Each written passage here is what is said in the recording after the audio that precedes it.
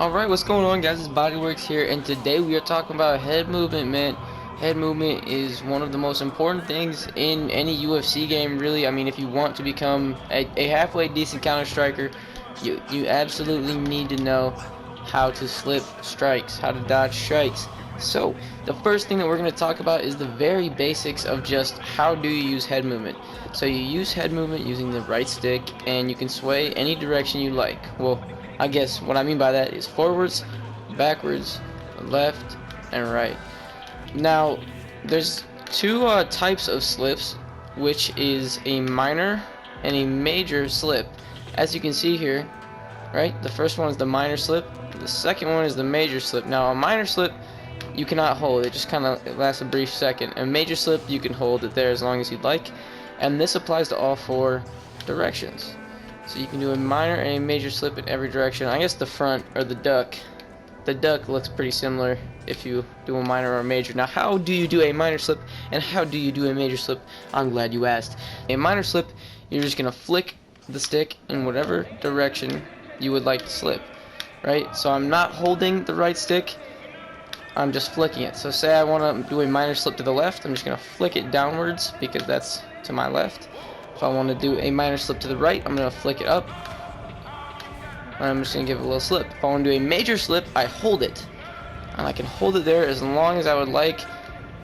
And yeah, that's basically all you need to know for the most basic parts of head movement. Now that you know how to use it, when do you use it? When do you use head movement? Now, you mainly want to use head movement if you're trying to counter strike. Now, what does that mean? It means when you dodge a strike, right? You dodge whatever strike they're throwing, you slip it, as most people would call it, and then you immediately strike afterwards.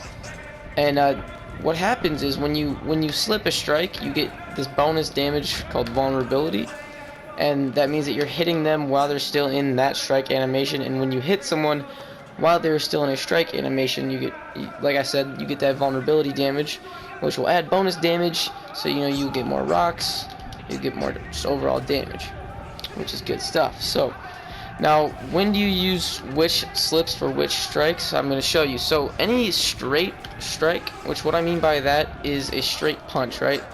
It goes in a straight line, right? A hook would not be a straight punch because it goes, it's rounded. It's not in a straight line. But any straight punch, like a jab, an uppercut, right? Uppercuts, because those aren't exactly straight, but they aren't curving, they're not round, right? Another example of this with kicks, even though you won't use head movement for these, but right, this front kick, that's a straight strike because it's going forward, it's going in a line, and a roundhouse is a round strike because it's curving, it's round. So for any type of straight punch, which is a jab, a straight, or any uppercut, you can slip by leaning to the left or to the right. Right, so if I put on recording here, and as you can see, if I get the timer right, see, I'm dodging that jab, and right after I dodge that, I can counter strike, right? You see that? So right after I jab it, or I dodge his jab,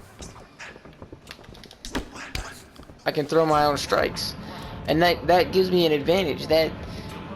Because he can't really retaliate, he can't block that because he's in the middle of throwing a strike, and I get that vulnerability damage bonus as well. So that's one of the main things about head movement, like I said before, is countering off of it. Now, how do you dodge round strikes like a hook, right? A hook or a back fist. Oh, that's not a back fist. Whoops. There we go. So how do you dodge any round strike like a back fist, right? Back fist or a hook or an overhand. So when it comes to dodging hooks, it's two ways that you can dodge them. You can either duck, right? You can duck like this. Oh shit, whoops. You can duck, or you can pull, which means just lean backwards. My preferred method to slip a hook is pulling, not ducking. I don't know what it is, but just in my own personal experience, in UFC4 at least, ducking was way more effective. But that's just me. So A unique thing about ducking is, as you can see, my player, Mr. Zabit, he is much taller than Alex. So I have to time that duck way earlier, because if I don't, he can catch me there in the middle of it.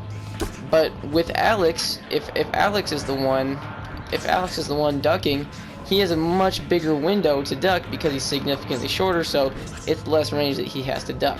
As to why I like pulling the hooks more, I don't really know why, I just find it easier. That pull straight counter is probably one of my favorite counters in the game, and I've gotten a lot of flash KOs with that. And as a lower ranked player, I mean, even in the higher ranks, you run into a lot of hook heavy players, right? They just want to spam hooks.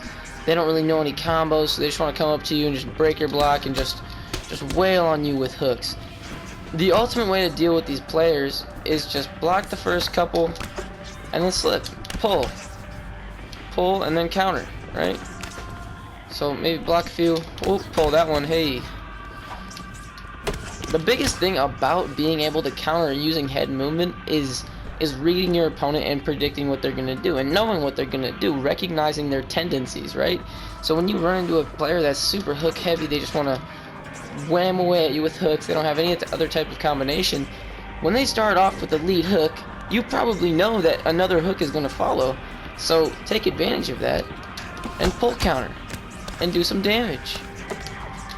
That's just that's an easy way to win fights, It's just simply being smarter than your opponent. Ooh, kind of messed that one up. Now, when it comes to countering, it's more than one way to counter. Obviously, what I've mainly shown you right now is just a counter straight, a slip straight, or slip straight and do an uppercut. That's a good two-piece, but there's other ways to counter as well, other countering combinations, you could say.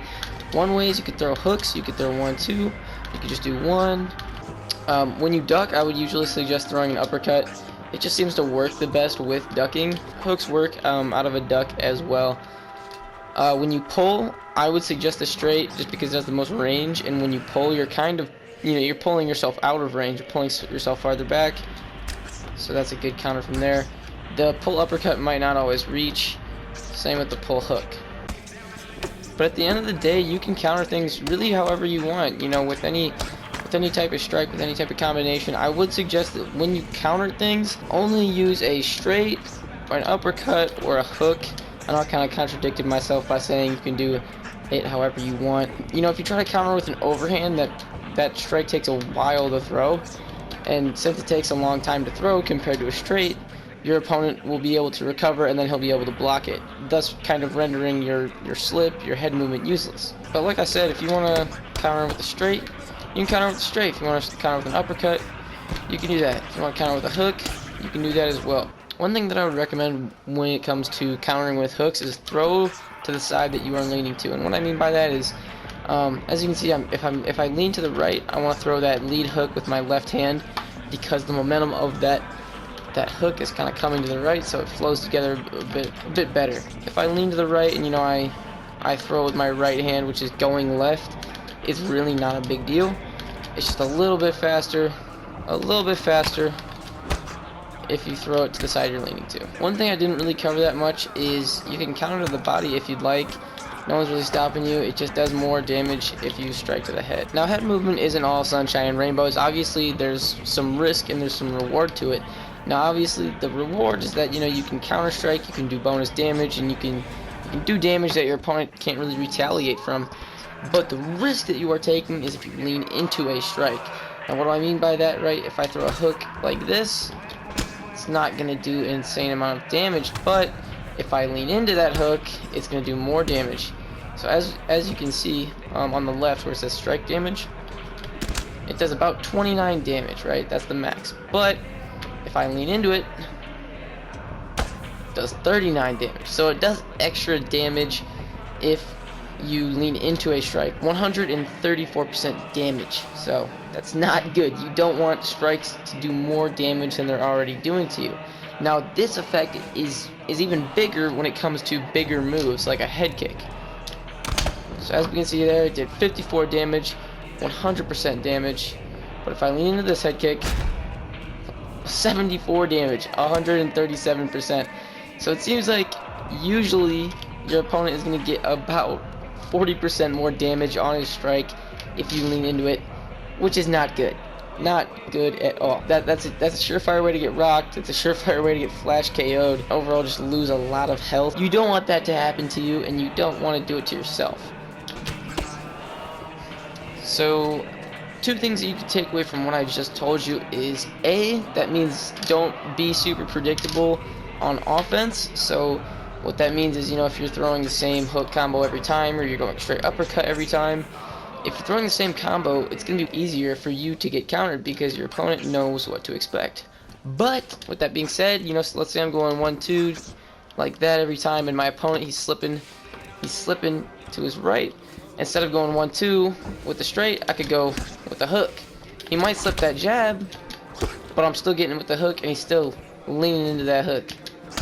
Take into account what I just said and what you can learn from that, as well as don't abuse head movement. You know, if you have a good idea, you know, you have a good rhythm of like what's gonna come, then use it. But if your opponent is being super good at mixing things up, then I wouldn't suggest risking it a ton, because you might get dropped, you might lean into a head kick, fight over. Now, I just taught you how to use head movement offensively, which is mainly the way you want to use it, right? You mainly want to slip strikes so that way you can counter and do some offense of your own. But there is a time and place to use it defensively, and that is usually when you're going to be rocked. And usually what happens, you know, when someone's rocked, you know, you're going to go up to them and you're just going to start trying to break their block. You're going to try to throw a bunch of strikes. You're going to try to break down that block. And if you get your block broken, it's useless. I don't know if you guys knew that, but once your block is broken, strikes are going to get through it. So that's why they're trying to break your block, and that's why once your block is broken, you're kind of screwed. So how you can use head movement defensively is when your opponent starts to come in and he's swinging, he's trying to break down your block. You know, you don't want to lean into a strike. You still want to have some sense of security, but what you can block and you can move your head at the same time, right? So what you can do while your opponent is trying to come in and break your block, what you can do is you can just simply block and use head movement. So that way, you know, if you do kind of lean into something, it's going to do a lot less damage. And then that way you can also dodge strikes at the same time, and it won't take away from your block because you aren't getting hit. Your block isn't taking damage. So that's how you can use head movement defensively when your back's on the wall, when your back's against the wall, and you know you're rocked, you're in a bad spot. You can block and use head movement, try to dodge some strikes while maintaining your block health.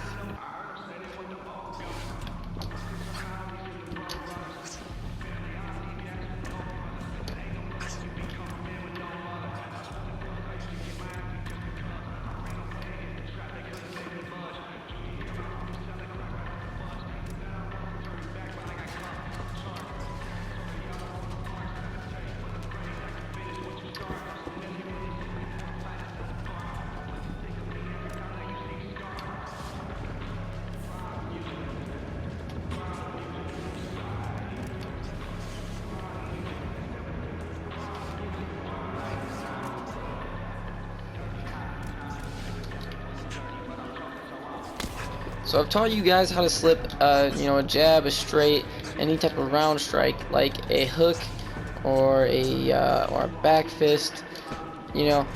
So there's other strikes like overhands that you can slip in multiple ways. So an overhand you can duck, or you can slip to the side that is being thrown. So you can slip.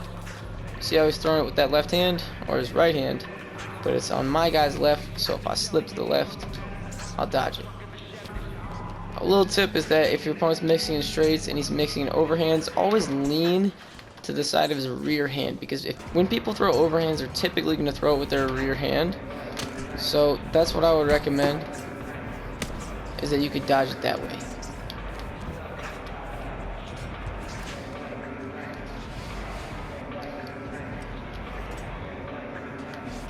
Because even if you're leaning to the other side, right, you might be able to dodge that jab or that straight, but you won't be dodging his overhand, which does quite a bit of damage. Alrighty guys, and that's basically it for head movement. I hope I taught y'all something today. I hope y'all enjoyed this video. If you did, please subscribe and like, all that good stuff. I'm a pretty small channel, so it really helps when you guys subscribe. And I'm going to be posting a lot more UFC4 content, a lot more UFC4 tutorials. So if you guys are new to this game, please tag along with me on this journey, because I will be able to teach you a lot of stuff. With that being said, have a good day.